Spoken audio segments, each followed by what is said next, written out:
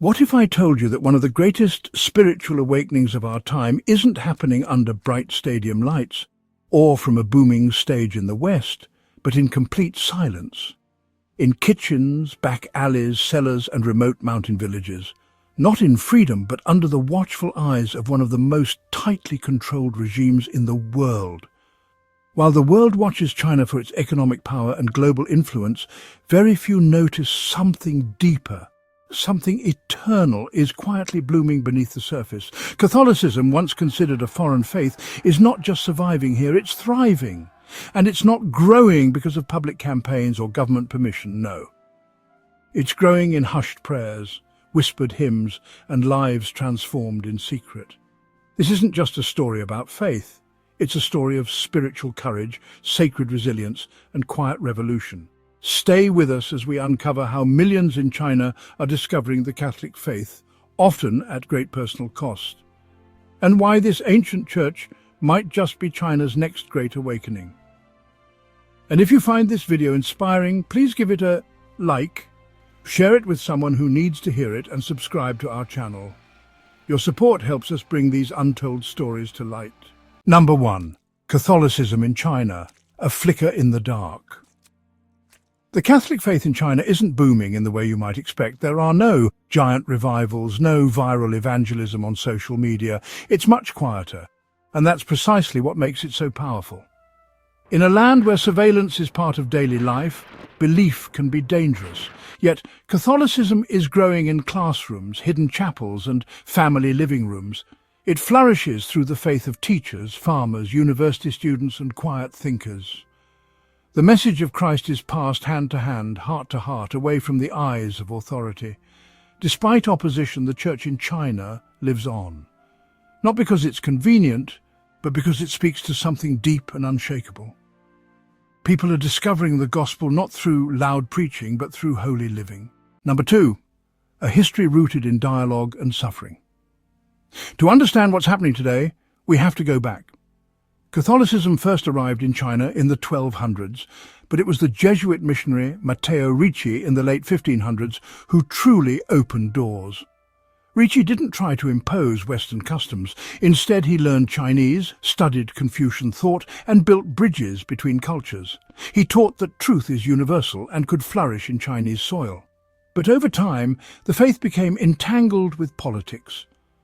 During the colonial era, Christianity was associated with foreign oppression.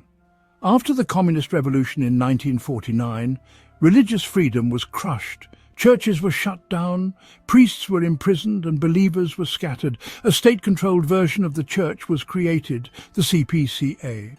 But many Catholics refused this compromise, choosing instead to remain loyal to Rome. They went underground and they suffered for it: jail, persecution, exile. Yet their faith endured. Number 3. Faith that costs something. What would you give up for your faith? In China, becoming Catholic can mean being watched, rejected by family, or even arrested. And yet thousands are making that choice every year. Why? Because Catholicism speaks to the hunger of the soul. In a society that prizes achievement and conformity, the faith offers identity, beauty, and belonging. Young people who feel lost in a culture of ambition and pressure find in the church a sense of purpose. They find Christ. And this isn't just an emotional pull, it's intellectual too. Catholicism's harmony of reason and belief attracts thinkers, scholars and scientists. The writings of St. Augustine, Aquinas and Pope Benedict XVI are being discovered by students who are seeking not just knowledge but wisdom. Number 4. Quiet conversions, lifelong commitments. Conversion stories in China don't often make headlines, but they should. A university professor, moved by Gregorian chant, finds God through beauty. A poor family, helped by an underground priest, is baptized in secret. Their lives are transformed not through preaching, but through mercy, through witness. These aren't just individual stories, they represent a movement. Each conversion is a spark, each baptism a bold act of faith. These believers are willing to risk everything, not because they're forced to, but because they're compelled by love. Number 5. A church without walls. Without legal protection, many Catholic communities worship in secret, in basements, in barns, on mountaintops. The Mass is rotated from house to house to avoid detection. Candles become altar lights, cell phones become live streams for liturgy. The church is not a building, it's a people, faithful and fearless. In some rural areas, Catholicism has been passed down for generations. Elders teach catechism by memory. Children learn the rosary at their mother's knee. Without priests, lay leaders step in. Without resources, they rely on the Holy Spirit. This isn't just survival, it's sanctity. Number 6. Faith among China's minorities. Some of the most faithful Catholics in China come from its minority groups, the Miao, the Yi, the Mongols. Often overlooked by society, they've embraced the gospel as a message of dignity and inclusion.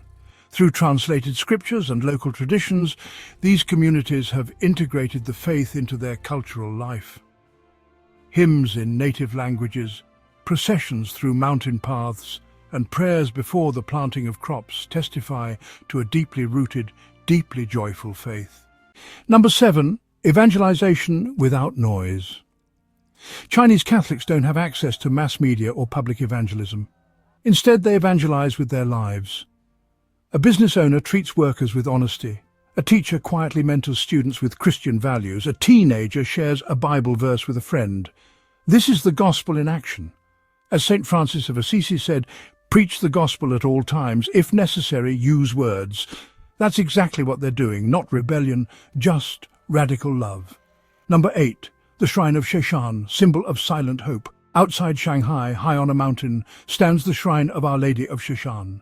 Pilgrims come here in secret. Some climb in the dark. Others bring prayers written on scraps of paper. Many simply come to weep. It has become a holy place, not because of miracles, but because of faith under fire. Every year, thousands make the journey, not for show, but for renewal, to ask Mary's help, to beg God for the future of their church. Number 9. A new generation on mission. Something new is happening. Chinese Catholics are not just hiding anymore. Many are beginning to step into leadership, both at home and abroad. Seminarians are studying in Rome, Manila, and Latin America. Religious sisters are joining international orders. Lay people are attending World Youth Day and missionary conferences. They come humbly, but with fire. Their faith isn't inherited, it's tested. They're not converts waiting to be discipled. They are missionaries in their own right. Could China, once seen as a mission field, become a mission force? Could the church in China help renew the church worldwide? Many believe the answer is yes. This is not the story of an institution. It's the story of hearts set ablaze, of whispered prayers and hidden masses, of grandmothers handing down rosaries and professors whispering the creed, of lives given in secret for a kingdom not of this world. In a country where conformity is expected and silence is enforced, a new voice is rising, not one of defiance, but of devotion. These Catholics are not shouting to be heard, they are living to be remembered, quietly, faithfully, steadily. And perhaps that's the greatest miracle of all. So, if this story moved you, if you believe the light shines brightest in the dark, then don't keep it to yourself. Like, share, and comment below to show your support for these courageous believers. And please subscribe to the channel so we can keep bringing you stories of faith, hope, and silent strength from around the world. Because somewhere in China tonight, a candle is burning, and it's lighting up the world.